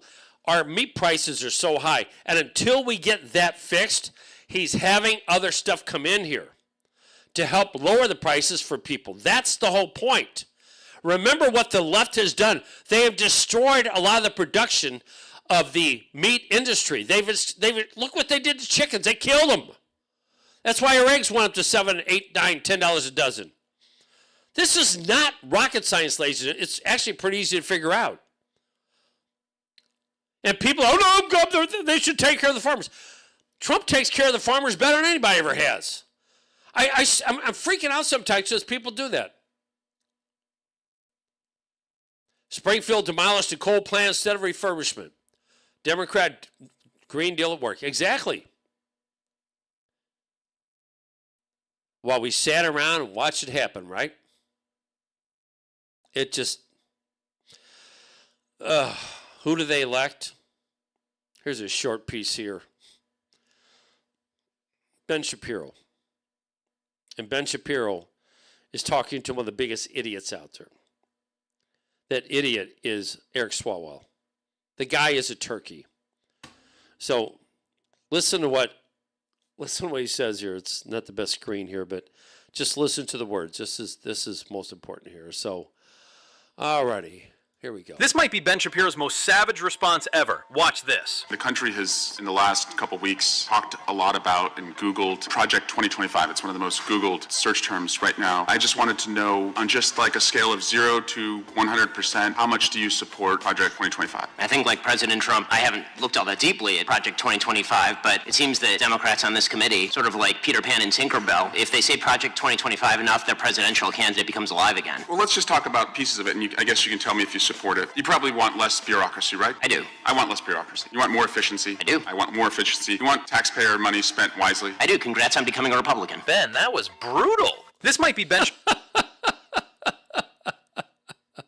He is a quick thinker. It never ceases to amaze me, though, just how these people on the left, and they've got the dumbest people out there. The farmers were not feel taken care of as they watch the Chinese soybean purchases stop and the price. Well, they're changing all that stuff, though. They changed it. They're selling soybeans to Chinese now. That's what they're doing. But he had to make a point. That was the whole deal. See, whenever you're negotiating, this is what people don't get. I've been in business most of my life, and I negotiate. And when you negotiate, sometimes you got to stop things for a little bit. You got to let them know that, well, I mean business. You have to mean business. Trump was meaning business. He got the Chinese attention. Now the soybeans are going back to China. So, Jim, temporarily, that's what happened. You're right. Making deals doesn't happen overnight. You don't go there and say, please. And you know what the deals were before? Whatever you want, we'll do. We screw ourselves in. That's why manufacturing went everywhere else but here.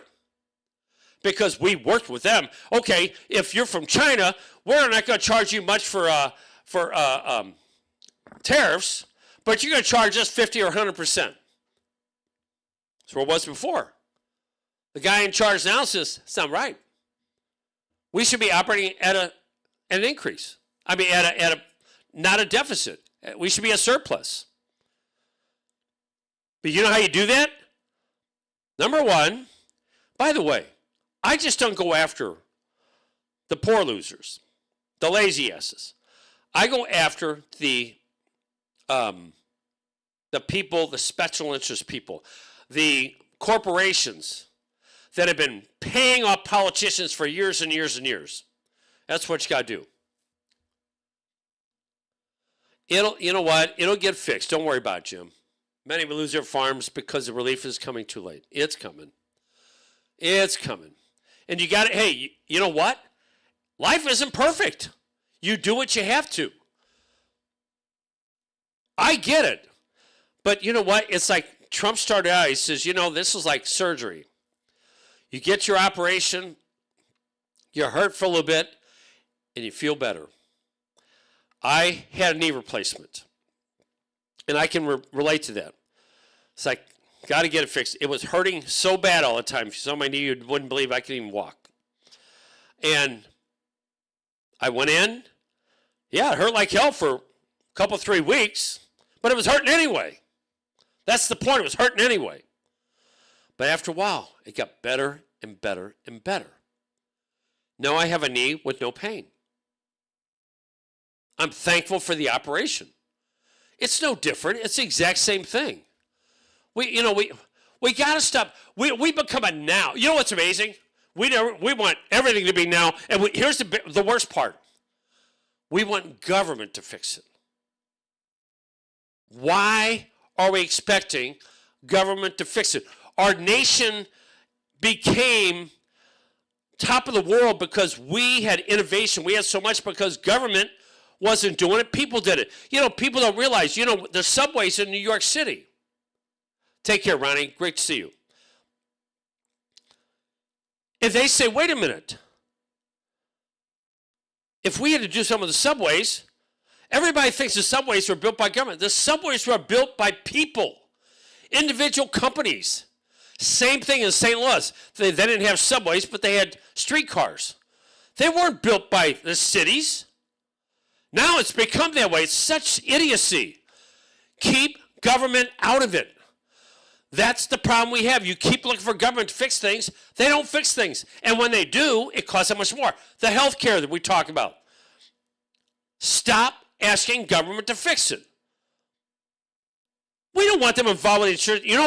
Here's what happens. They want insurance. The people who don't pay anything want really good insurance. And they want you to pay for it. That's right. And it adds to your insurance. Have you noticed your insurance has gone up? Well, of course it has. Because you're paying for illegals and everybody else. But sit on your asses to do nothing. It won't change. You've got to get serious, ladies and gentlemen. You've got to. Oh, by the way, the tariffs were imposed to make things more fair. It wasn't for anything else. And you know what? Some countries want to do it. That's fine. And there's nothing. How come we didn't bitch about here? The whole idea of tariffs, by the way, what Trump wants to do, he wants to get rid of income tax. You're paying it either way. If you don't buy your stuff, from something local, something made in the United States, you pay a little tariff. That's what you do. Anyway. All right. I hope I've done enough damage for one day. Thank you, Diane. I appreciate that. You know, I think people just don't get. Every day I will say this: get involved. It's exactly what I say. It's not because. No, it's because of one reason. Put it this way: if you really love your country and you're a patriot, you're going to do what it takes to make our country better. You can't just sit there and look at Trump and say, "Thanks, Trump." You can't do that. Oh, it's great you do it. Why are we letting him do everything? You know, I'm going to be putting a number out there soon. I told you I got this ticket. I told you about yesterday. Got it in Illinois a couple months ago. Cops lied. They lied. No doubt about it. They lied. First thing everybody says, pay the ticket.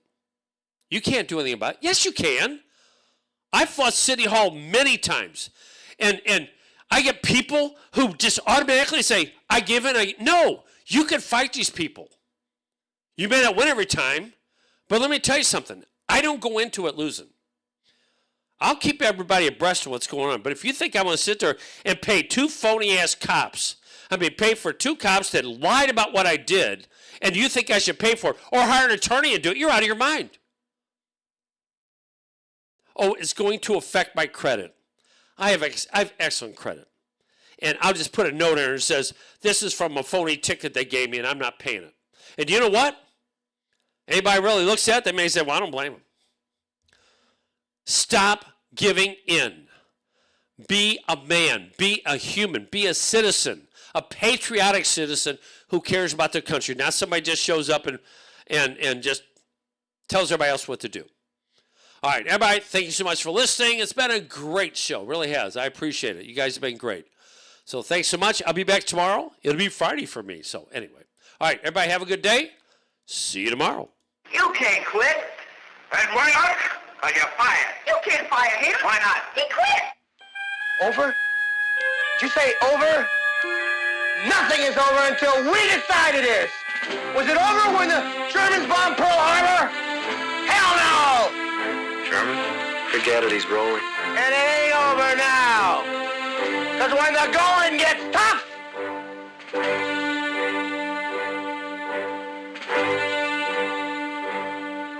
the tough get going. Who's with me?